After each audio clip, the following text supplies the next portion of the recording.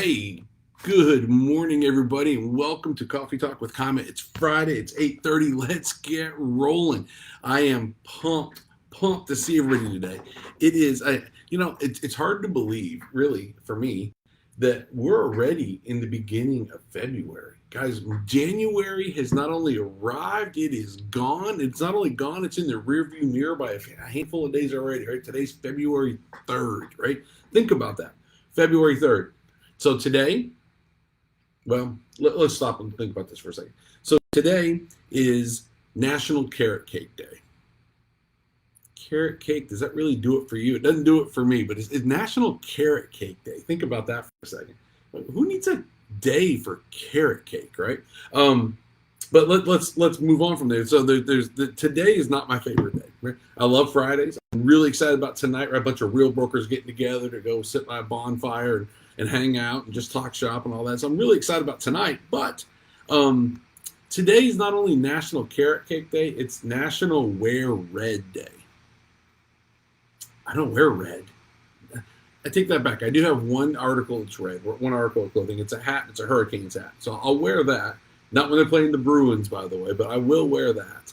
But otherwise, man, we don't wear red in our house, man. We just don't do it, for obvious reasons. And it's been a tough year for my Tar Heels. I'll just say it to you now. Go Heels, baby. But yeah, National Carrot Cake Day, National Wear Red Day. 2 days that just don't mean an awful lot to me. 325 days till Christmas. Are you the kind of shopper that shops year-round for Christmas? Like you're on vacation in June and you see something that somebody so-and-so might like. Do you buy that and then hold it like that? Or do you have to be 65 years or older to do those kinds of things, right? Like to me, that seems like people that plan, people that were born in the 40s and maybe the 50s, right? So like, I don't know. Seems to me like most of us wait until December 15th to get started. And then there's guys like my buddy Brian Pate, Christmas Eve, you always go shopping, right? My dad, right? I can remember, listen, one Christmas Eve, it was snowing like crazy. My little hometown is sort of removed from society. And we were driving down to a place called Springfield, Massachusetts, home to the Basketball Hall of Fame. And we're going to a mall down there. It's actually Holyoke, Massachusetts. We're going to the mall. We're driving down this road called Route 91. And you could barely keep the car on the road. It was snowing so hard that Christmas Eve. But because my dad always likes to wait, and because I'm always up for a cold beer, he and I went out and did a little Christmas shopping. And don't tell my buddy Chad Softic that he's a police officer. He don't want to hear that stuff. But are you one of those people that can buy your gifts during the year and wait and hold them? I am not. I am not. Today's a very special day. So we talked about how Wear Red Day and everything else. Let me give you a little juxtaposition of what the opposite of Wear Red Day is. Today is 2/3/23. Michael Jordan Day, baby. Number 23. So I raise my cup to a great Tar Heel, to Michael Jordan. My son Camden has watched 12 times from beginning to end all the episodes of The Last Dance, and if it's on, he stops and watches it. And by default, I stop and watch it. So to you, Michael Jordan, and to all you Tar Heel fans out there, I raise my cup to you. So I cannot get over like how much Michael Jordan impacts our day-to-day lives still, right? Like the impact of the Nike shoes and the Air Jordans, the Jumpman, what have you, and how it's still cool and it's a cool brand today.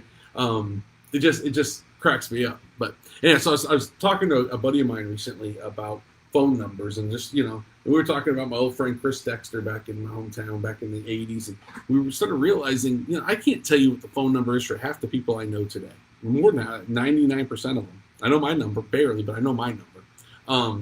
But like I can tell you the last 4 digits because we used to have to only dial 4 digits. I can tell you the last 4 digits of all my friends growing up, even some I haven't talked to in decades, right? 2298, 6544, all these guys. Like that's their name almost, right? So do you remember the days when you would never had to dial all 9 numbers? I don't know how many numbers we have to dial now. But instead of dialing all the numbers, I guess it's a 10-digit number, right? That makes sense. But I remember just dialing 4 numbers. Then they added the 5th number, and then eventually area codes, et cetera, et cetera. But I knew all my buddies by their 4-digit numbers, right? So we're talking about that, and we're telling stories. And so I thought today might be appropriate to share a couple of stories with you, right? So my friend Chad Softic, He's the head basketball coach at Mahar High School, my alma mater. And Chad, congratulations on your 200th victory as the head coach of the Mahar Senators. Let me start with that, right? That's going to lead me to a story. But congratulations to you, man. Seriously, what a great accomplishment.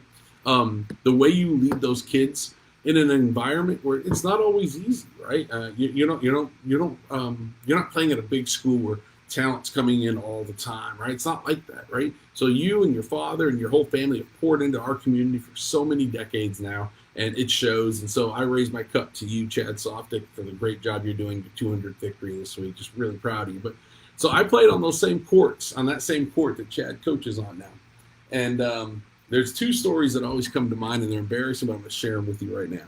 So we had a really, really difficult disciplinarian for a coach, Coach Jones. And on Saturdays, we'd get the whole court. And Friday nights, we did what high school kids would sometimes do. We'd go out and have a good time. So we'd come in tired on Saturdays, and we weren't playing well. In fact, we weren't playing well at all.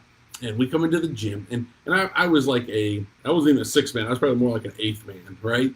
So I didn't get a lot of playing time. But we come into the gym, and we're throwing the ball over the gym, like not looking good at all. Lots of bad passes, just like during the games. And Coach Jones lost it, made us run for, I don't know, what seemed like forever.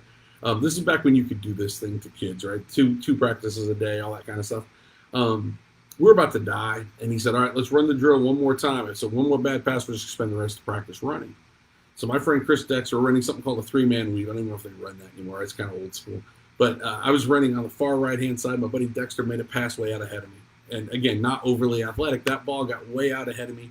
And I knew that if I didn't make some sort of an effort, we're going to be running the rest of practice. So I reached for the ball, half dove, took it, wrapped it behind my back, tried to pass it back across the gym to the other player, and ended up throwing it into the bleachers. You would have heard honestly, you've heard the expression when a pin drops. This had nothing to do with pin dropping. This is much worse. It was pure silence, and we got on the line, started running, and Eric King, the toughest kid in our school, Eric King is running next to me, and I'm going to cuss here for a second. I won't say the actual word, but we're running side by side, sprinting. We're running for a long time. As we're running, all he's whispering in my ears, we're running is, I'm going to kick your effing ass. I'm going to kick your, all over me. It was the word, and all I kept saying was, Dexter made a bad pass. Anyhow, so that's story one. The second story I'll share with you was a JV story. We were down at Mohawk. It was an hour away, and it was just before halftime. I was playing point guard, and I had the greatest coach, Coach Charlie Pelock, and I love Coach Pelock. He calls a timeout right before half, and he's designing this big long play. As I'm walking off the court, I look up and see there's 33 seconds left, and 3 seconds left, rather. 3 seconds left. And so he's designing this big, long play. He's like, pass it into Peter. Peter, do this. Run these 2 picks, blah, blah, blah. And I tried to, speak up and say, Coach, we don't have that kind of time. And as I start speaking, he looked at me and told me to shut up, right? And, okay. So they pass the ball into me. I'm 3/4 court away from the basket still. And I just take it and chuck it like a baseball. So I got 3 seconds. I'm like, I can't run the play. I'm going to be a hero. So I chuck it. I miss the backboard. I throw it off the back wall, right? And I never hear the alarm sound, the buzzer sound to stop play for halftime.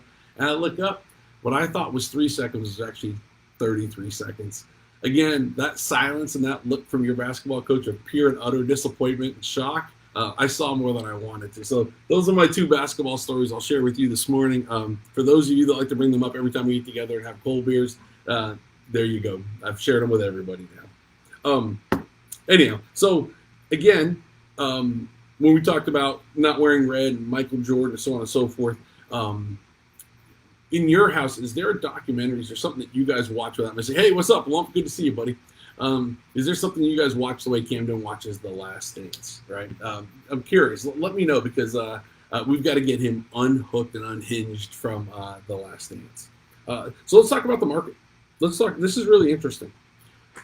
I don't care where you are here in the Triangle. If you're thinking about moving to the Triangle, hear me clearly. I'm looking at you directly right now.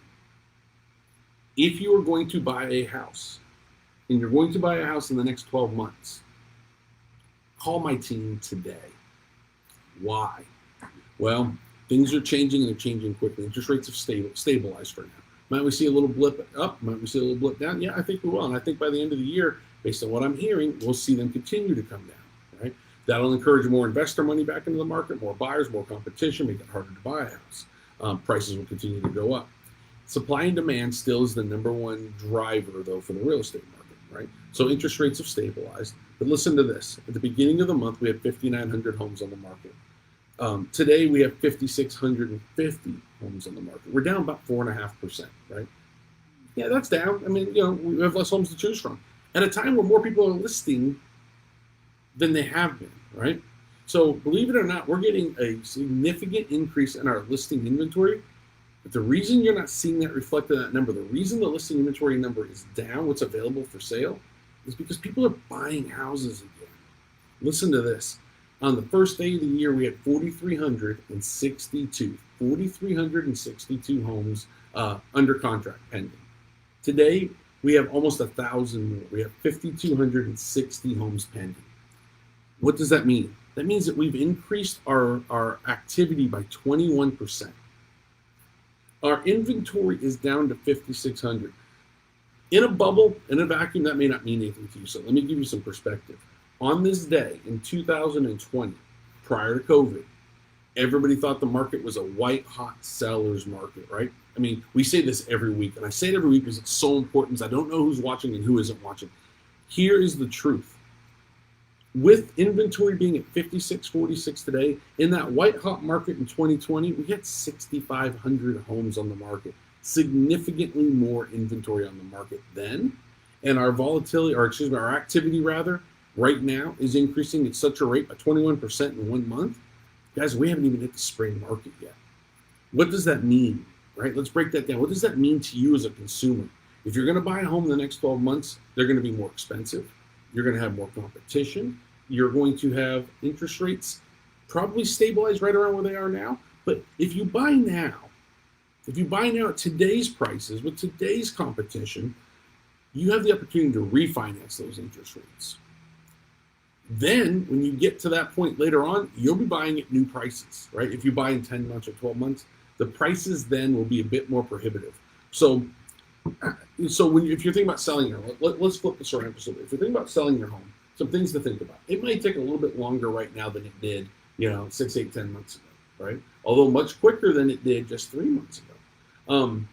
Why? Well, interest rates jumped, as you know, they jumped significantly, right? So with interest rates jumping the way they did, and with the market shifting the way it is right now, purchasing power has changed. So what is purchasing power? It's what a buyer can afford. So a buyer can afford, based on interest rates and their income, only a certain dollar amount. So if that buyer waits, right, and the prices go up, they now can no longer buy potentially in the next level of pricing, meaning they're looking at not a less quality home, but lesser home, maybe in terms of square footage, maybe in terms of bells and whistles, maybe in terms of size of yard, those kinds of things, right?